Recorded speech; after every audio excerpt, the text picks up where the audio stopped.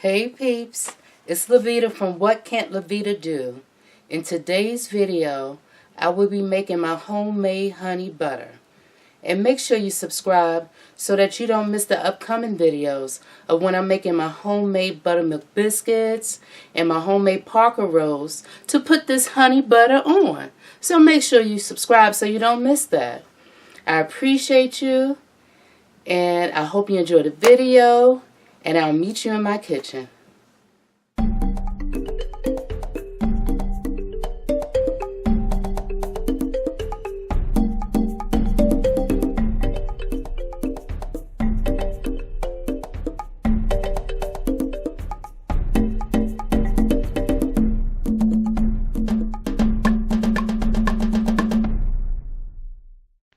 And of course you need your stand mixer. It was once red. I transformed it into a Wonder Woman theme.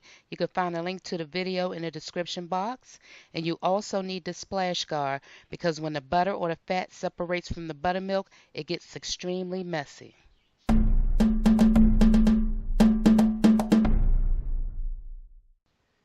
Now, the first thing you want to do is get your heavy whipping cream.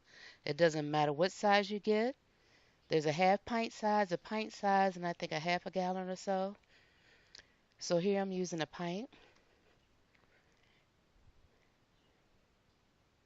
And we're going to start this on a low setting because we don't want it to splash all over the place. So I'm going to start it on a 4, between a 3 and a 4. And as the cream starts to thicken a little, I will increase it. Now, you will get 3 things from heavy whipping cream. The first stage is whipped cream. And you'll see in a few seconds that as it gets thicker, you will start to see the little foaminess. That's your whipped cream. You also will get buttermilk. And then last but not least, the actual butter. So here it's starting to thicken, so I'm increasing the speed to 10. And it's starting to splash a little, but not too much. And in a few seconds, you're going to have whipped cream. And if you wanted to stop at this point, just add a little powdered sugar and you're good to go. Just fold the powdered sugar in and you have your whipped cream. We'll put a little vanilla in it. So now I'm starting to splash and I'm putting on my splash guard. So now the fat and or the butter is separating from that buttermilk. And normally I will put a towel over because you can see the buttermilk is splashing out the little chute there. But I just stopped it because at this stage the butter is nice and creamy.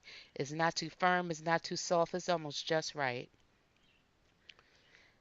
So I'm going to take the bowl out. And then as you can see at the bottom of this bowl, that's all buttermilk. And you want to save this so you can make your pancakes or biscuits. Anything that requires buttermilk, you can use this here.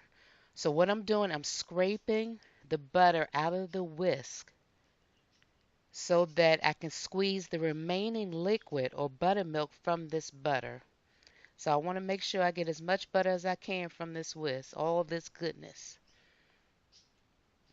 So I'm going to move the mixer to the side so I have some room to work with. But look at all this buttermilk. All that butter and all that buttermilk.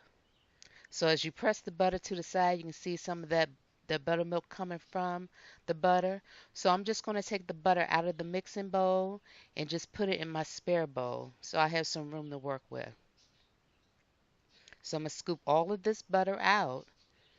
And then I'm going to pour this buttermilk into a mason jar and store it for later.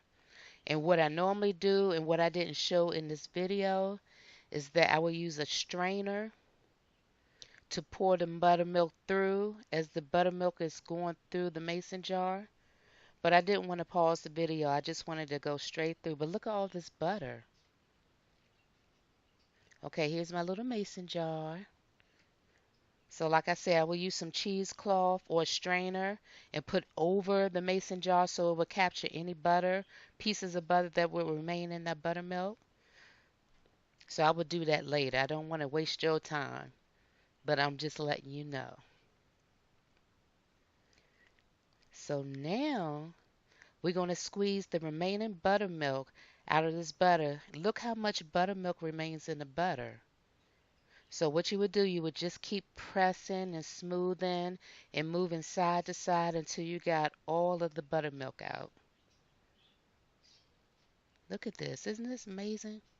It's so easy to make butter. So easy. And look how creamy and soft it is.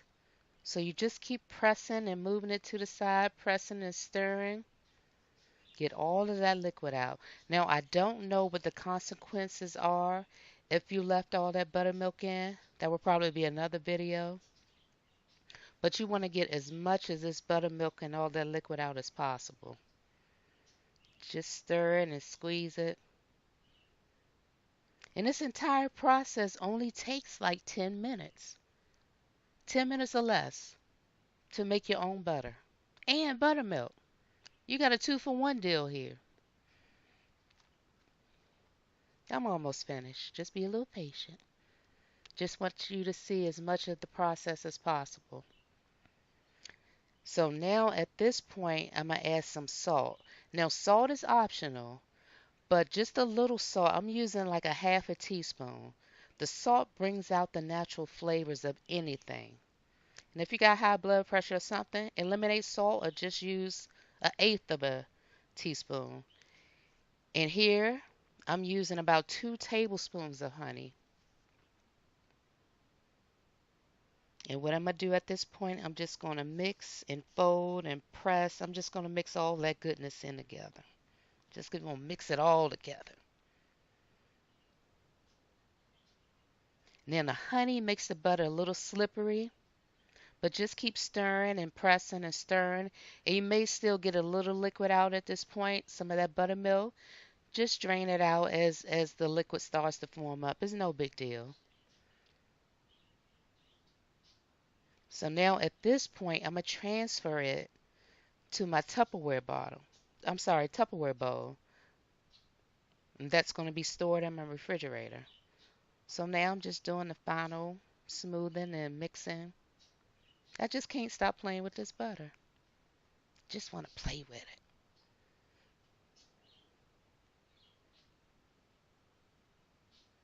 There you have your butter. But not only just the butter, you have your butter and your buttermilk. Your 2-for-1 deal here, and it only took less than 10 minutes to make.